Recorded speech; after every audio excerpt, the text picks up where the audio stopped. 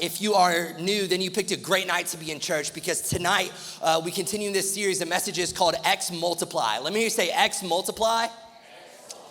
And 3 weeks ago, we rolled out this epic, inspiring, beautiful, dare I say, borderline insane 10-year vision to our church called X Multiply. Let me hear you say it again. And for the next several weeks, we're gonna be unpacking this vision. And this vision, X Multiply, is really a Great Commission movement. At its core, this whole vision, all of that you're gonna hear us talking about, is about this idea of we wanna be a multiplying movement of disciples who make disciples. In eager anticipation of 2033, the 2,000-year anniversary of Jesus' Great Commission mandate, we want to run with everything that we've got to obeying Jesus' Great Commission in our generation, amen? And so this is a 10-pronged initiative over the course of 10 years to see the Great Commission fulfilled. And last week we looked at initiative number 1, that we want to become a nonstop house of prayer. Let me hear you say house of prayer. And let me just be real. Between the vision that we looked at, or the initiative that we looked at last week, and the initiative that we're going to look at this week, it's really like a buy 2, get 10 kind of vision, okay?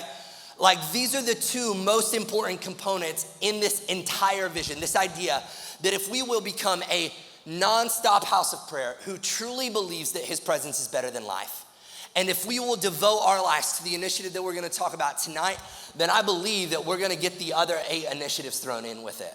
But if we neglect, if we forsake, if we fail to run after those 2 things, becoming a people of prayer and focusing on what we're gonna talk about tonight, then I don't know that we're gonna get all 10 in the end. I don't know that we're gonna get any of them. And so tonight is like important. Tonight's like really important. Touch your neighbor, say, tonight's important. Now touch your other neighbor, your less enticing second option, and said, it's important for you too. And now just turn to somebody behind you, say, and it's important for you too. And maybe touch somebody in front of you, and it's important for you too. So like nobody's off the hook tonight, right?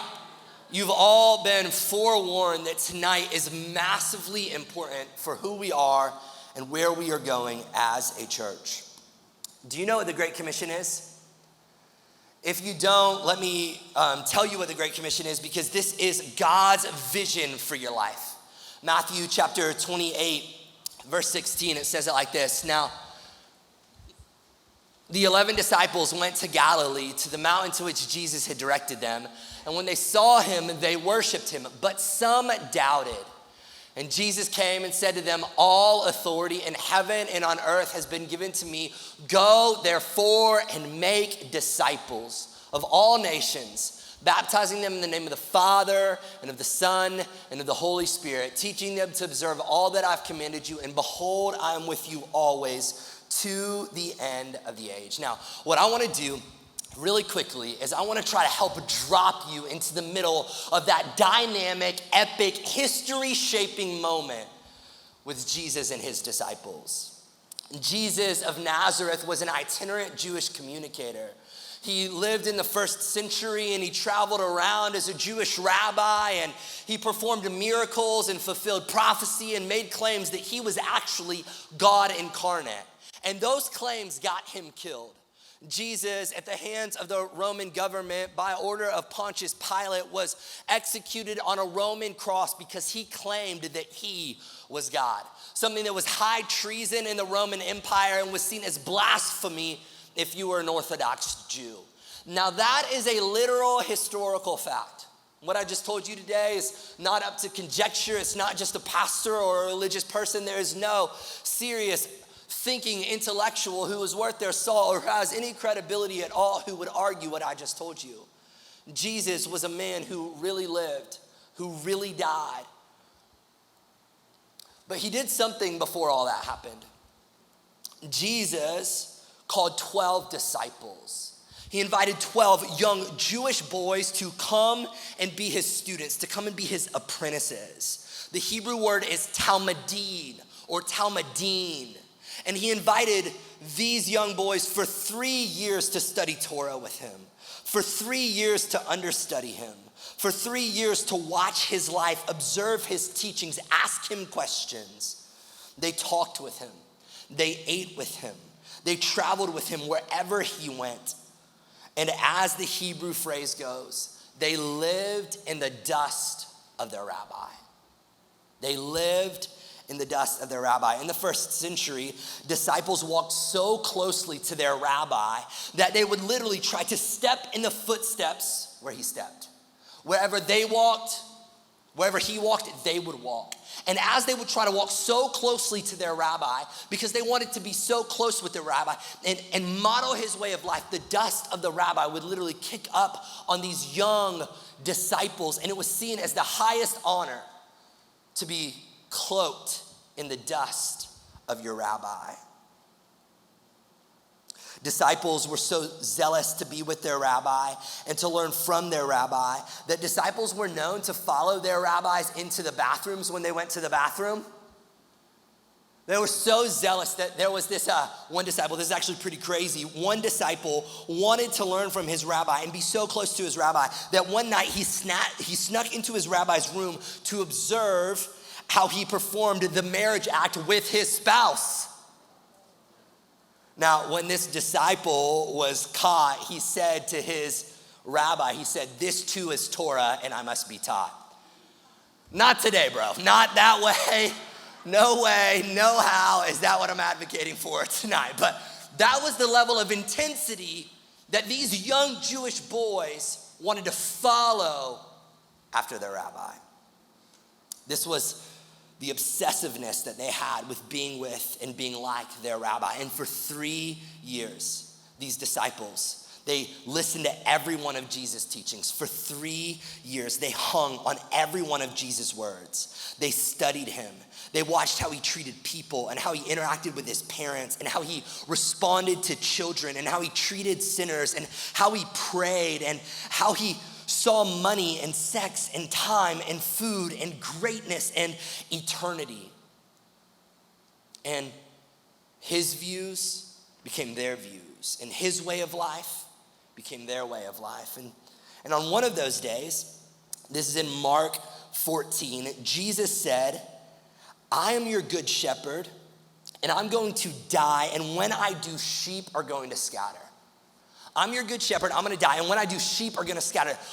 These crowds, this massive amount of crowds that have begun to follow me, that have listened to my teachings, that have experienced blessing from my miracles, they're gonna scatter. They're gonna go everywhere when I die. But I want for you to meet me on this mountain because I'm gonna come back. I will die, but I won't stay dead. I will lay down my life, but I will pick it up again. I will die to defeat death once and for all as a sacrifice for sin, but I will return to offer eternal life to all who believe. It's gonna be my defining moment, Jesus says. It's gonna be my curtain call. It's gonna be the stake in the ground that will prove to you that I am who I say I am. I am God. I'm the creator, the maker of all that is. Now, that sounds like a fair bet, doesn't it? Sounds like an honest proposition. If somebody lives with you for 3 years, they show you the totality of who they are. They rewrite the way that you think about everything, and then they make this proposition to you. I'm gonna die, everyone's gonna run, meet me on the mountain, and in that moment, you will know. You will know that I am who I say that I am. This moment in Matthew chapter 28 is that moment. It's the moment where Jesus pointed to the fence, he called his shot, and he made good on his claim. He resurrected from the grave. And so imagine with me for a second, spending 3 years of your life, having your mind blown. Everything you thought that you knew about life and God and Torah and temple has been flipped upside down. Everything you thought that you knew about yourself changed forever. And you've seen this guy do some stuff. You've seen him perform miracles. You've seen him perform healings. You've seen storms get silenced and crowds get fed and demons get cast out. You've heard teaching that changed the way that you saw your life forever. And at certain points throughout the 3-year journey, you were left scratching your head going, is this even real? This is almost too good to be true. And then he tells you, at a table, over a glass of wine, he's gonna die, and that you're gonna watch it happen, and that many will run, but that he will return. That you'll wait 3 days, but then meet him on the mountain, and then he meets you on the mountain. Come on, just please try to not just think about this being a story that I'm telling you, but like a story that you're actively participating in. 3 years you watch this guy. You learn from him. He shows you everything, a new way to be human. And then he makes this prediction, I'm gonna die. The crowds are gonna run, but meet me on the mountain. Because when you meet me on the mountain, you're gonna know that you know that you know that I am who I say that I am, and that everything that I say is true. And so you're there, and you watch it happen. You see the nails go into his hands. You see the cat of 9 tails rip his back apart. You watch as the crown of thorns push into his skull. You see blood cover the ground. You watch as the spear is injected into his side. You hear him say, "It is finished," and breathe his last breath. You watch as his body is taken down from the cross and it's put into a tomb. And for 3 days you wait and you wonder and you panic. You're stressed and you're confused and you're anxious and you're contemplating the whole of your life. And have you just wasted the last 3 years? But then you begin that journey up the mountain. You're almost stressed and you're nervous and you're worried and you're anxious and you're thinking there's no way that it's gonna be true, and you're frustrated and you're sad, but you hope against all hope that maybe it's true. Maybe he's gonna be there. And right as you travail, as you come over the final edge of the cliff, you see resurrected King Jesus standing there with holes in his hand and all of his glory, and you meet him on the mountain. What would you do in that moment? I can tell you what you would do.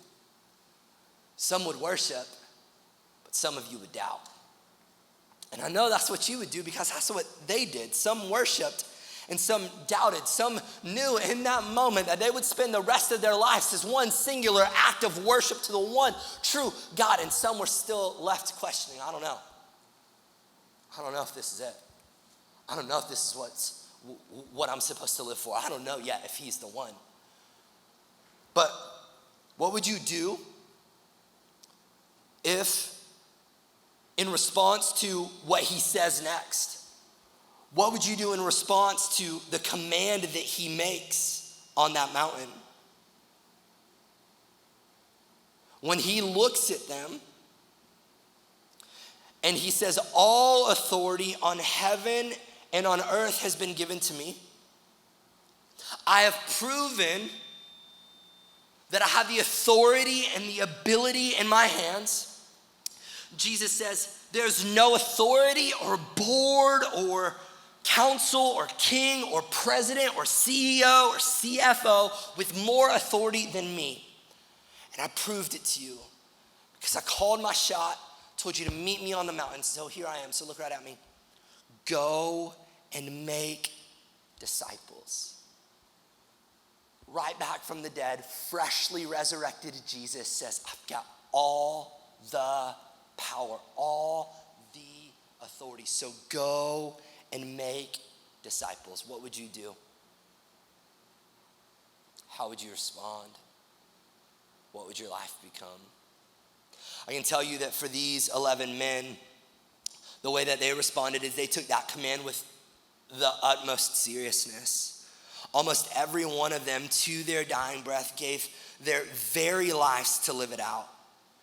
And I can tell you that it's the only reason that you're sitting here today, because disciples made disciples who made disciples who made disciples.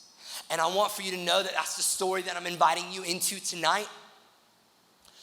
That the one who defeated death has cast one clear vision for your life.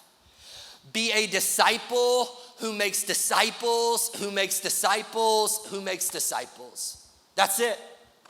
That's what the resurrected king who spent 3 years with people, showing them everything that he could, teaching them everything that he knew, inviting them into life beyond what they could imagine, says, in the end, what I want for you to give the totality of your days to is being a disciple who makes disciples, who makes disciples, who makes disciples. That's the vision.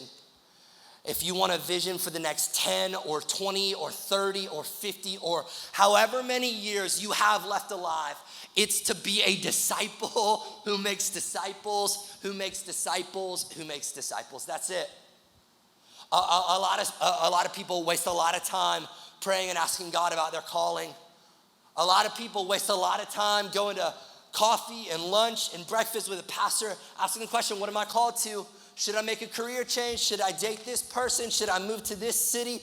You know what? I don't know, but I know the thing that you are absolutely, positively, clearly called to, and it's to be a disciple who makes disciples, who makes disciples, who makes disciples.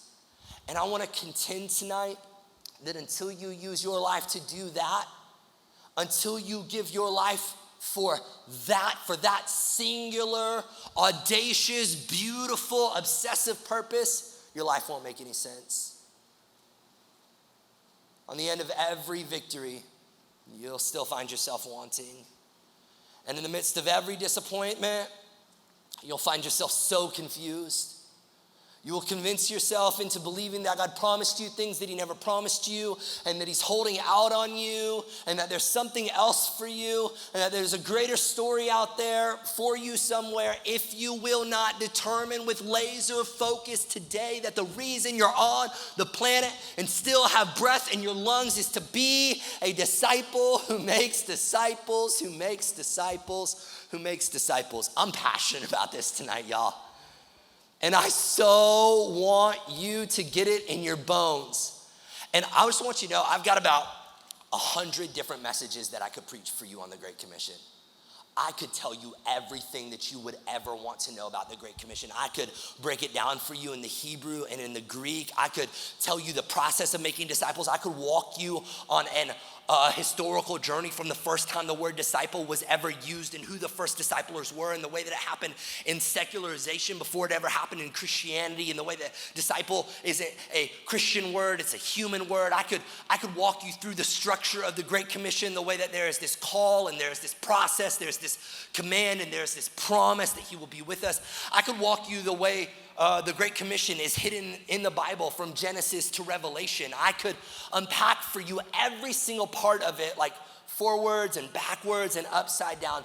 But this is what I know, is that as long as you teach it as the great suggestion, or treat it as the great suggestion and not the Great Commission, it's not gonna matter in the end.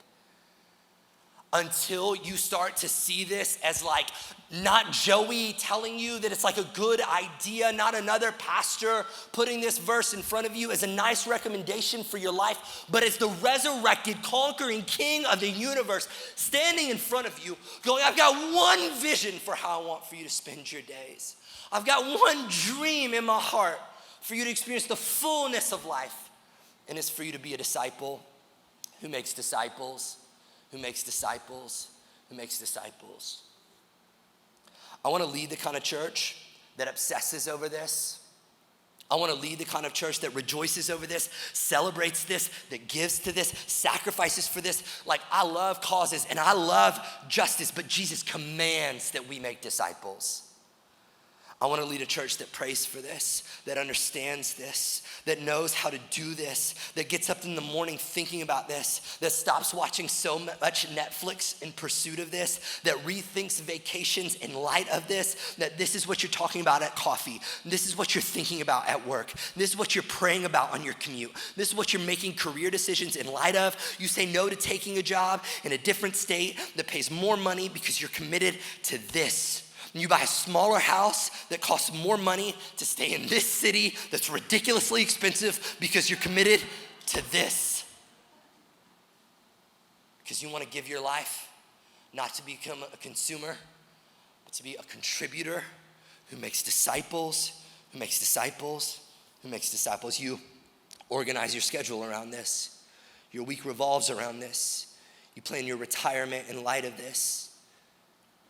You see all else as lost compared to this. So it really brings me to this question tonight. What is this? What does it mean to make disciples? What is discipleship? I'm so glad you asked.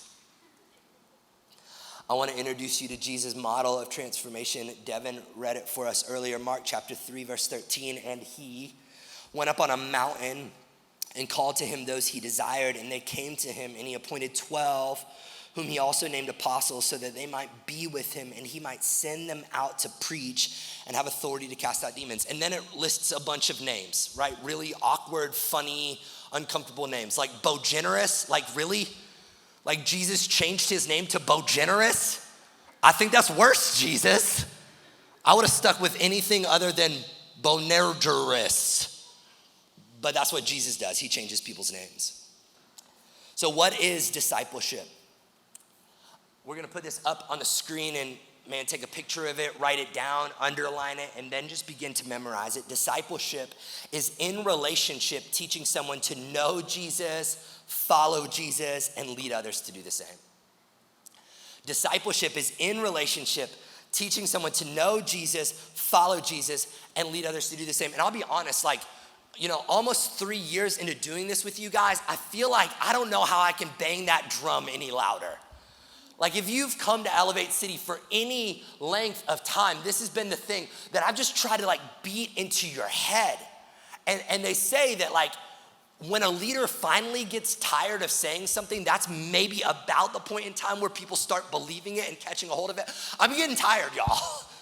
I'm getting to that point where I'm like, I don't know how many other ways I need to say it or articulate. I don't know if we need to put it in bigger letters or on more signs out there, or if we need more videos that articulate this. But just so you clearly know what discipleship is, because there's a lot of questions in people's minds about it. We just want to make it so clear. It's in relationship, teaching someone, a real living person, to know Jesus, follow Jesus, and lead others to do the same. And that's what we see Jesus do in Mark chapter 3. He called 12 people, real people with names and stories and jobs, people with flaws and gifts. You see their names in that list. And he called them, these real people, to come and to be with them. And he takes them up on a mountain. Many scholars and theologians believe that this mountain that he takes them up on in the beginning is the same mountain that he tells them to meet him on in the end.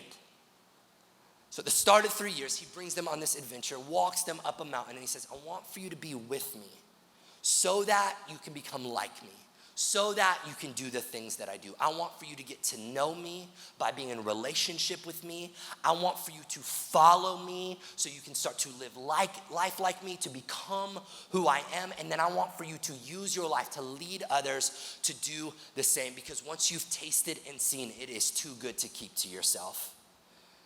So Jesus invites us to this journey to know, follow, lead. To know, follow, lead. To get to know Jesus by being with Jesus, to start to follow Jesus, to become like Jesus, and then to start to lead others to do the same, to advance Jesus' kingdom. Because once you've tasted it, there's nothing more you want on planet Earth than for others to come to know the one that you've known, than for others to come to experience what you've experienced, than for others to find what you have found in Jesus. I love what David Platt says.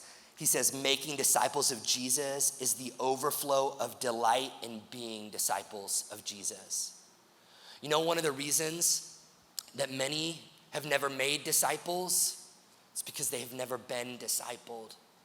They have never experienced the joy of being formed and conformed into the image of Jesus, of knowing really who he is, not just things about him, but true friendship with him. They've never gone on that journey of truly becoming friends with Jesus and understanding the beautiful mosaic of the person that he is. They haven't seen him in all his brilliance and beauty. They haven't had the religiosity torn away from him and really gotten to know him. And they haven't really followed him. Nobody's taught them, shown them, demonstrated for them what life Jesus' way actually looks like. And so they've never experienced the delight of being a disciple of Jesus. And so they've never actually made disciples of Jesus.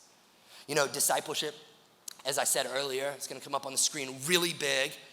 because I want it like seared in your memory tonight. I'm just hoping you have dreams about this stuff. It's like, multi-level marketing is going on up here tonight, stuff in your subconscious. There's gonna be like a spinning clock later on. Discipleship, disciples who make disciples, Like, I just wanna be in your dreams tonight. Disciples who make disciples, You see, discipleship, it's not a Christian thing, it's a human thing. Everyone is a disciple of something. And I just want for you to stop and think for a moment, what am I truly a disciple of? What has formed me most? What has shaped me, colored me, shifted my view of the world? What am I a student of? You're a disciple of something or someone. You're a disciple of Joe Rogan or of Elon Musk or of Ben Shapiro or of Kanye West or of Taylor Swift or of CNN or of Fox News or of Drake. You're a disciple of something. There's something that has put input into your life that you have received, and all of the output, all of your activity is shaped by that input, by those songs, by those messages, by those images. And the great problem today is that most people have been more discipled by Fox News or CNN or Instagram than we have by the Word of God. And then we wonder why our world is falling apart. It's because we've been discipled by the wrong forces. We are living in the middle of a discipleship crisis in our generation. It's a discipleship crisis, and it's happening right now. Culture is training better than the church is. Our phones are forming us more than our prayer lives are. Can I talk to you for a second about the way that your phone is forming you? Every swipe, every glance, every look, your phone is forming you. Do you understand the power that is in your pocket right now? There is more power in the phone that you carry in your pocket than NASA had when they put a man on the moon. That's the power that is at your fingertips. The iPhone generated the greatest behavior change in the history of the world. It's changed everything. It's changed how we view everything, how we order food. It's changed how we do business, how we interact with people, how we date, how we do friendship, how we travel, how we talk. We used to hold a phone up and talk to a phone. Now we just look at a phone. And we look at it all of the time. Literally, you go to a restaurant and you can see the way that a phone has shaped the way that people eat food. Do you know how they eat food now? That's funny, y'all, okay? This is my fork. This is my phone. It's changed the way that people stand in line. It's changed the way that people watch TV. Look, I mean, literally, you're guilty of it. You'll be sitting there watching a massive screen in your home while staring at another screen. It has shaped the whole of our existence, and we have so much power, so much content, so much information at our fingertips. Let me try to put this in context for you. In the year 1900, human knowledge doubled approximately every 100 years. So from 1800 to 1900, knowledge doubled. But by the year 1945, the rate that knowledge was doubling was every 25 years. By 1982, knowledge was doubling every 13 months. Today, in 2023, because of the internet and because of the iPhone, knowledge doubles every 12 hours. Every 12 hours. The amount of information, content, things that are at your disposal, at your fingertips that you can look at, listen to, swipe on, learn from, hear, listen to, doubles every 12 hours. So, we do not have a content problem. We do not have an information problem. We do not have an education problem. We have a discipleship problem. The problem is that you are swimming around in a sea of data. You have been given a mountain of messages, but you've been given nobody to help you make sense of it. Nobody to tell you what to do with all this information that you now have. The problem that we have today is the same one that the Apostle Paul spoke to the church at Corinth. 1 Corinthians chapter 4, verse 14. I just want for you to feel this. I'm writing this not to shame you, but to warn you as my dear children. I'm not talking about your phones tonight to shame you. I'm not trying to make you feel bad. I got one too. And an iPad, and a MacBook, and a big screen TV. So I'm not saying this tonight to shame you, but to warn you. Even if you had 10,000 guides in Christ, you do not have many fathers. For in Christ Jesus I've become your father through the gospel. Therefore I urge you to imitate me. For this reason I've sent to you Timothy, my son, whom I love, who is faithful in the Lord. He will remind you of my way of life in Christ Jesus, which agree with what I teach everywhere in every church. What Paul is saying there, the same problem that we have today, the church at Corinth had. There are 10,000 voices that are vying for our attention, that are pointing us in a direction, but we have no fathers, no person to disciple us, no person to really, truly invest in us. Let me ask you, who has discipled you? Who taught you the way of life? Who taught you what success is and what success isn't? Who taught you about money? Who taught you about sex? Who taught you about time? Who taught you about family and communication and relationship? Have you been formed to do life and see life and view life like Jesus? Paul knows that information is important, but information isn't the primary catalyst in transformation. It's relationship. It's relationship. How does transformation happen? Have you ever wondered that? Have you ever wanted to change something in your life that you just couldn't change? But you wondered, how do I actually change? Everyone has, whether it's weight loss or it's the time that you wake up or whatever it may be. And you start to think, oh, maybe I just need to read a book or listen to a podcast or watch a seminar or take a class. And it's not that any of those things are bad. They're just not ultimate. If you want to know real, substantive, meaningful, tangible, traceable, recognizable, radical change, it happens in relationship. Happens in relationship always. We like to believe that we are cerebral, fact-based, information-based decision makers, but the data tells us nothing is further from the truth. The data tells us that we change emotionally via relationship. Let me illustrate this for you. Let's talk young men for just a second. You can give a young man all the information in the world about deodorant. You can make him watch a seminar on the benefits of deodorant. You could allow him to sample and smell all the different kinds of deodorant. And you could set up an experiment where he contrasted that with what he smells like after going to the gym. It still might not make that young man put on deodorant. I know this by fact. I did student ministry for 10 years. Middle schoolers really smell.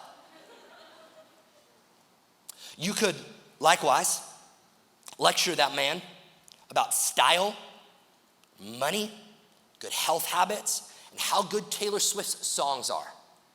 You could show him a chart. You could show him graphs and stats, walk him through the rationale. But at the end of the day, he's gonna eat Cheetos and play Call of Duty. Until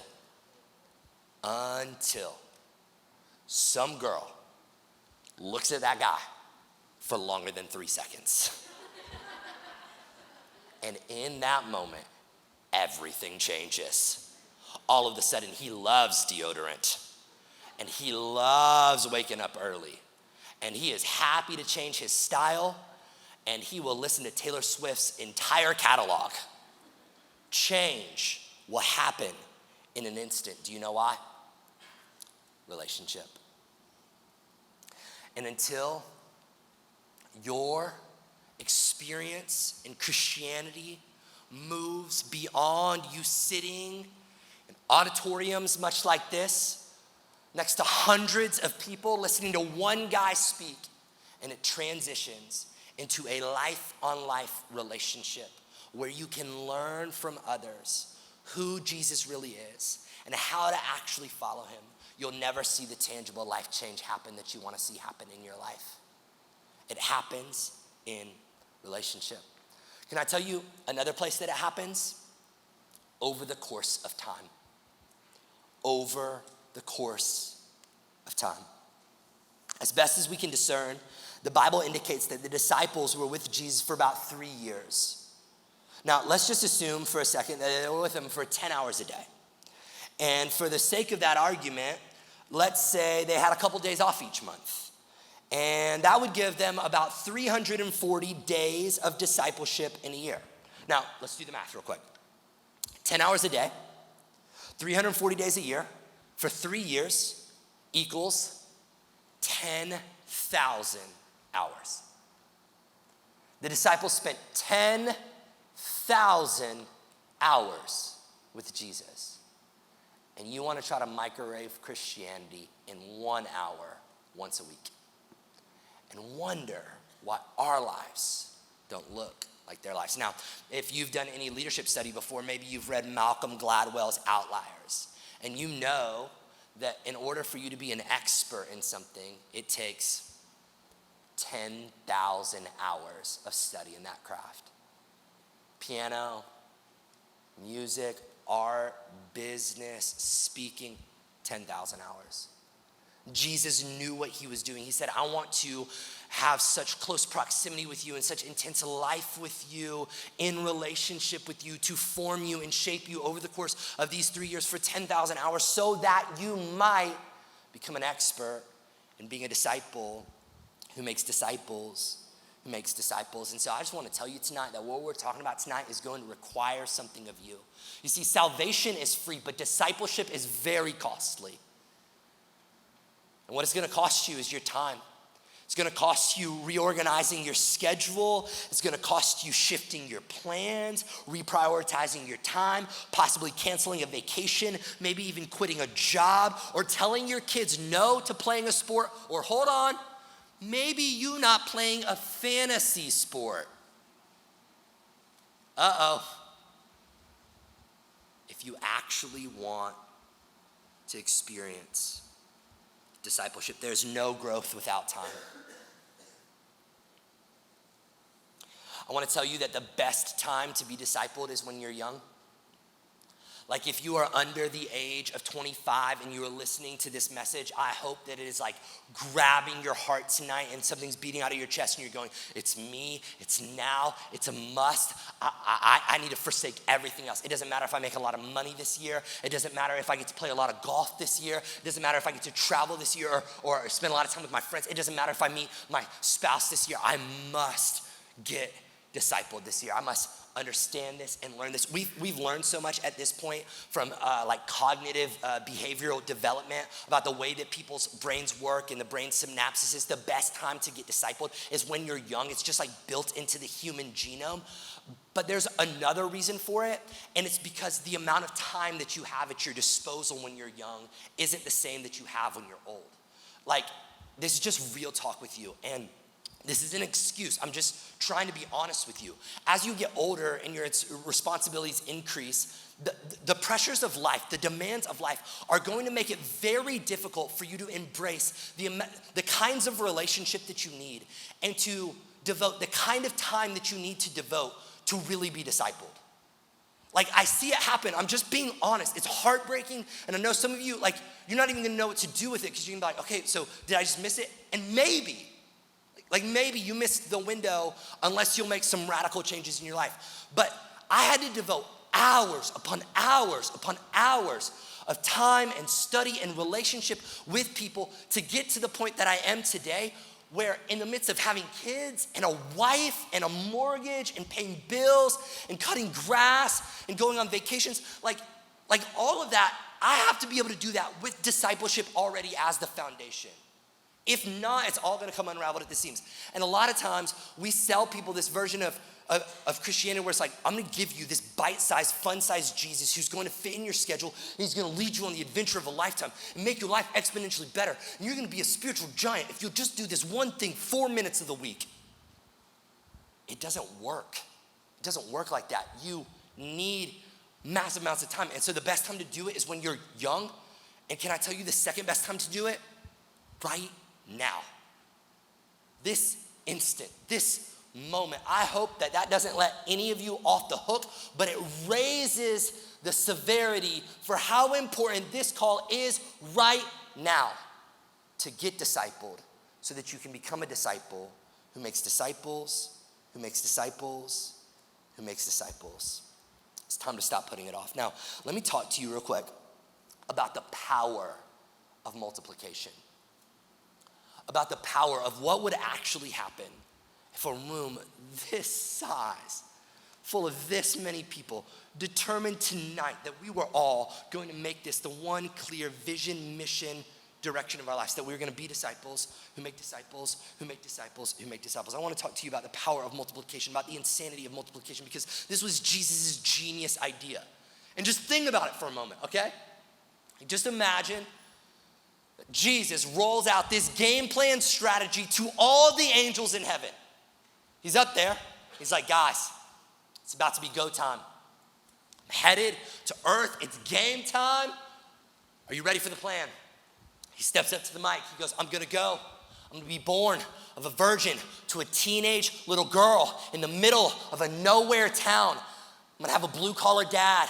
He's going to be a nobody. I'm going to apprentice under him. There's going to be nothing written about my life other than one small little sentence when I'm 12 that says I really like church services. That's it. And then at the age of 30, I'm going to burst onto the scene. And I'm going to spend 3 years of my life sharing the message of the gospel, the message of hope for all of eternity with less than 1% of the population, less than 1%. There'll be a couple of times that I speak to really big crowds, but most of my time, 95% of my time is going to be spent with these 12 Jewish, pimply-faced teenagers that were passed over and that were not picked and that were fishermen and that were tax collectors and that nobody else wanted. And I'm going to invest in them and train them and teach them and equip them and give them the message. And then I'm going to die and I'm going to get back up from the grave. I'm going to commission them and I'm going to come back to heaven. What do you think? The camera pans to the angels. Is there a plan B? Like, do you got any other options? Jesus says, no, this is plan A, and there is no plan B. I am taking the most precious thing on the planet, the message of salvation, the way that transformation happens, and I'm setting it in relationship with people. I'm entrusting it to my image bearers to go and to do the same. And this power of multiplication truly changes the world when we embrace it, because we're talking about something massive tonight. We're talking about changing the world, reaching the world, a disciple-making movement to change the world, unreached people groups, like 8 billion people in the world. Like when you start to talk about numbers like this, it gets pretty insane, right? Like 8 billion people. It's gonna come up on the screen. This is an insane number. Or 3.23 billion people with no access to the gospel, or 7,400 unreached people groups. Like, how are we going to reach all of those people? How are we gonna do it? Well, I want to remind you at this moment of maybe a math problem that you heard when you were young, maybe when you were in elementary school or middle school, and the question goes like this, you may remember it. Would you rather be given $1 million or 1 penny doubled every day for 30 days? If I were to offer you right now, $1 million, cash money in the bank, or 1 penny doubled every day for 30 days. Now, we all know that the answer to this question, this is where we learned about compounding interest, and the answer to this question is that, of course, I would want 1 penny doubled every day for 30 days, because at the end of 30 days, that 1 penny becomes $5 million. It's the power of multiplication, the power of compounding interest. Turns out that same math problem works in the kingdom. Let's look at the largest house of worship in our state.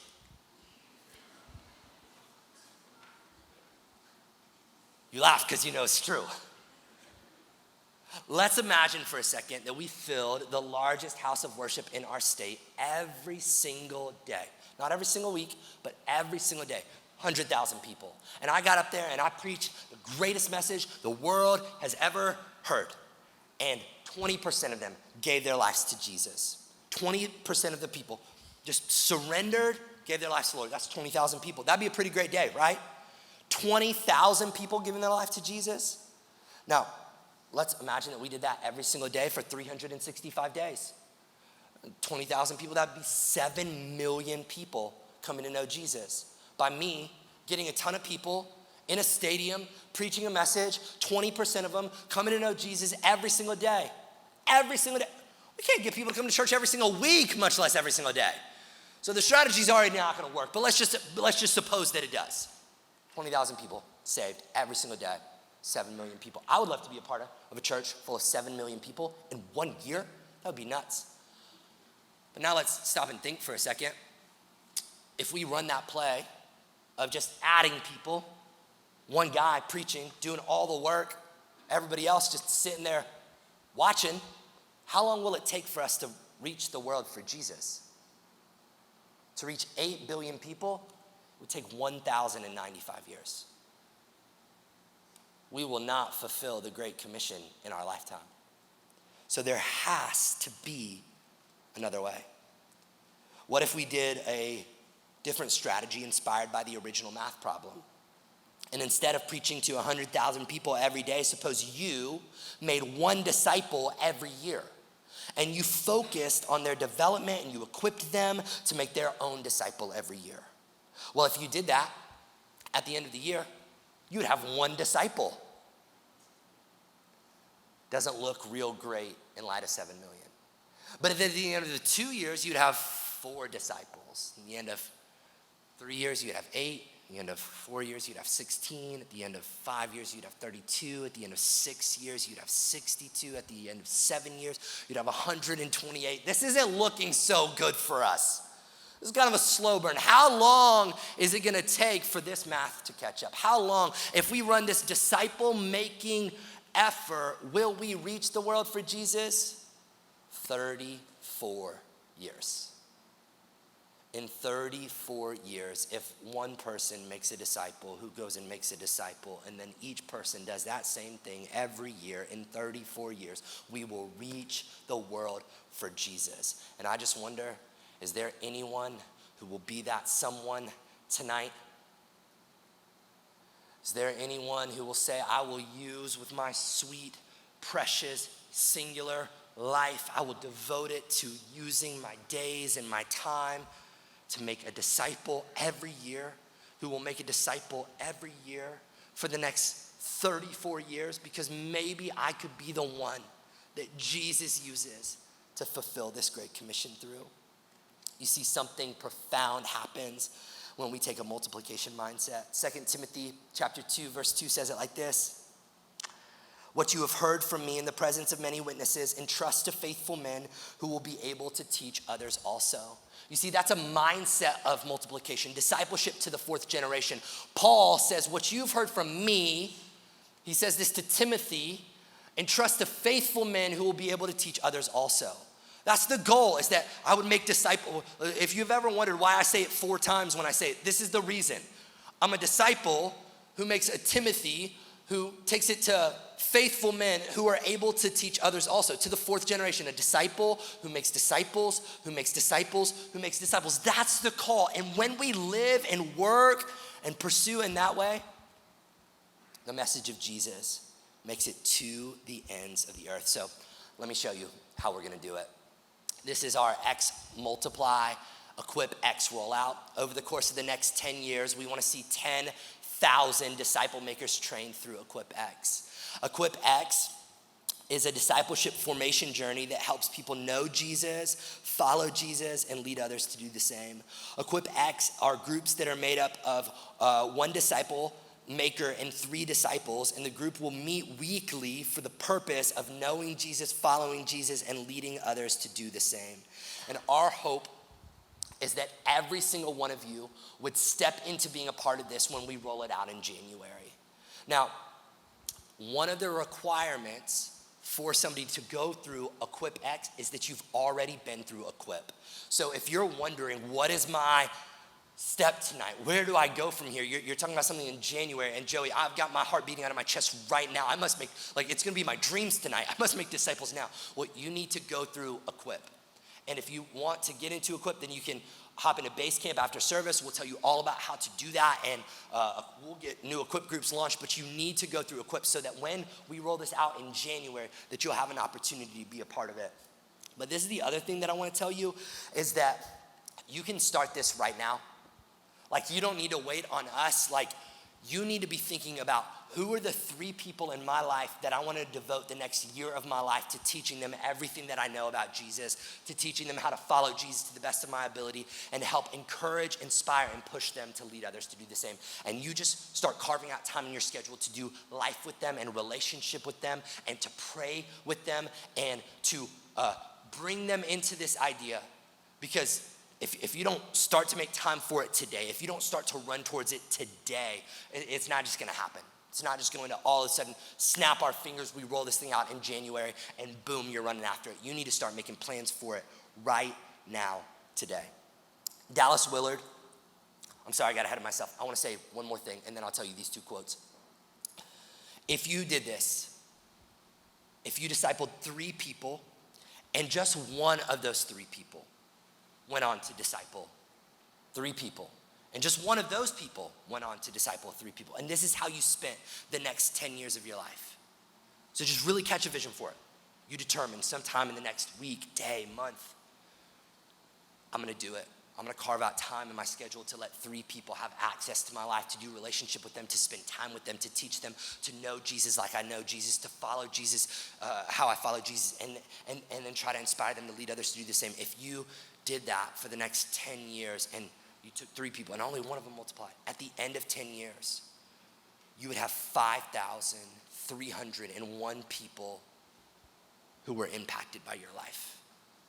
That's 5,301 souls, 5,301 lives, 5,301 eternities that would be changed forever if you said, I was gonna make disciples like this, and just you ended up with a 33% success rate. This is worth giving your life to. Dallas Willard says the 2 most important questions in every church are, 1, what is our plan for making disciples? And 2, how is it going? What is our plan for making disciples? And how is it going? Neil Cole says, ultimately, each church will be evaluated by only one thing: its disciples. Your church is only as good as its disciples. It does not matter how good your praise, preaching programs, or praise are. If your disciples are passive, needy, consumerist, and not moving in the direction of radical obedience, your church is not good. If we're not gonna make disciples, we shouldn't be a church. We shouldn't gather to sing songs. I shouldn't preach any more messages. Not if we're not gonna make disciples. Let me tell you today an inconvenient truth. If we're going to start doing this, if this is really who we're gonna become, and I hope you sense I've got a little bit of a different, I mean business tonight. I'm trying to get this in you in a different way tonight. If we're gonna do this, it's gonna require something of us. It's going to demand something of us. It's gonna mean that we leave our nets. Matthew chapter 4, verse 18. While walking by the Sea of Galilee, he saw 2 brothers, Simon, who is called Peter, and Andrew, his brother, casting a net into the sea, for they were fishermen. And he said to them, follow me, and I will make you fishers of men. Immediately they left their nets and followed him, and going on from there, he saw 2 other brothers, James, the son of Zebedee, and John, his brother, in the boat with Zebedee, their father, mending their nets. And he called them. Immediately they left the boat and their father, and they followed him. I want for you to imagine that tomorrow morning you walk out to your mailbox, and in your mailbox there is a letter. And that letter says that you have been accepted into the school of the master of the universe. And I want for you to imagine that you have been accepted to apprentice under, to train under, to be taught by the author of life about life. The one who created everything, spoke it into existence, has accepted you to come and to learn how to do life from him. And he has paid for it in full. This would be more exciting than getting accepted into Yale or Harvard or Y Combinator or any other startup accelerator that you could possibly imagine. This would be more significant than shadowing Warren Buffett or Elon Musk or finding the head honcho in your career and just imaging under him. This is the creator of all that is going, hey, I want for you to come and do the school of Jesus. Do life my way. Learn how to think how I think. Learn how to see how I see. Learn how to be who I am and learn how to do what I do. And here's the thing. I think that you've got what it takes. You see, the thing about disciples in the first century, rabbis in the first century, is that rabbis would never call or invite disciples. Rabbis would preach sermons and they would become famous and they would write books or poems and would garner for themselves these large crowds of people who would just so desire to be this rabbi's disciples. And so they would go to the school of the rabbi and they would apply to the rabbi and they would interview before the rabbi and they would beg and plead with the rabbi and their family would work alongside the rabbi so that maybe the rabbi would accept the disciple. And the disciple might hear these words, come, you can follow me. But Jesus walks up onto this beach to these people who'd been passed over, not picked, who were said to not be good enough, who were just ordinary, regular guys standing there in their jobs and their careers with their dad, working a business, 5-year plan for their life, just hauled in a catch, mending their nets, going about life as normal. And Jesus goes, hey, come, follow me, and I will turn you into something that you will never be able to see in yourself. I will take your feet places that you never dreamed they would go. I will use you to transform this world. And they will write stories about your life. You will inspire billions upon billions. You'll get to be a part of the only thing that's gonna matter in the end. That letter is in your mailbox today. And your response to that invitation is the only thing that's gonna matter in the end. I wanna close tonight by asking you a question. It's the same question that Paul asked the church of Thessalonica, and I wanna ask you. 1 Thessalonians 2:19, for what is our hope or joy or crown or boasting before our Lord Jesus at his coming? We could all stand before Jesus at any moment. You know that, right? In an instant, he will come. In the blink of an eye, the skies will split, the trumpet will sound, the last wake-up alarm will go off. And when he does, what will your hope be? What will your joy and your crown and your boasting before the Lord be? When you think about all of your life, what will you present before him on that day as your offering? Now, if I were the Apostle Paul, my joy would be like the book of Romans. Probably like Romans 9, right? That book confused a ton of people, especially that chapter. I'd be like, my sermon on Mars Hill? How about Ephesians? That was a pretty great work.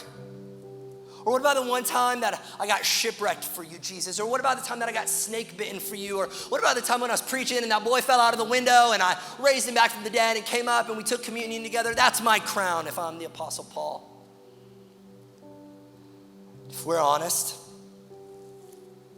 in that moment, if I'm honest, I'd be tempted to say, Jesus, the crowds, the hundreds of people that I attracted to come and hear about you, Look at all these things that I wrote for you. Look at all these sermons that I preached for you. Look at this moment that I led for you. Look at these words that I wrote that got plastered in 6-foot letters for you. Look at the millions of dollars that I raised for you. But that's not what the Apostle Paul says. For what is our hope or our joy or our crown or our boasting before our Lord Jesus at his coming? Is it not you? For you are our glory and our joy. Paul says it's actual people, living, breathing humans. What you input into people will be the one thing that you have to boast before the Lord when he comes. Jesus' life was not spent with the crowds, it was spent with the few. His strategy was not to attract 12,000 people in a stadium, but to invest his life with 12 men, to have dinner with them every night for 3 years, to send them out 2 by 2 so that they could preach, so that they could come back, so that they could evaluate, so that they could grow. And I just want for you to know, I don't care if we hit every X Multiply initiative, if we don't impact real people, real individuals, if you don't get off of the bench and into the game of discipleship, of relationship. I wonder today, what will your crown be when he comes? I pray that it'll be the disciples that you've made. The fact that you became a disciple who makes disciples, who makes disciples, who makes disciples. Let's pray.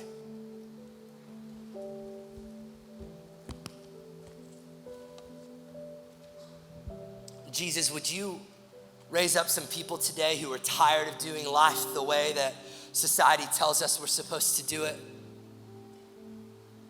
Would you raise up some Christians today who are tired of going through the motions of church? God, would you raise up some holy rebels today who will reorient their calendars and their schedules and their priorities around this one central call? But I don't know a lot, but I know this. I'm called to be a disciple who makes disciples, who makes disciples.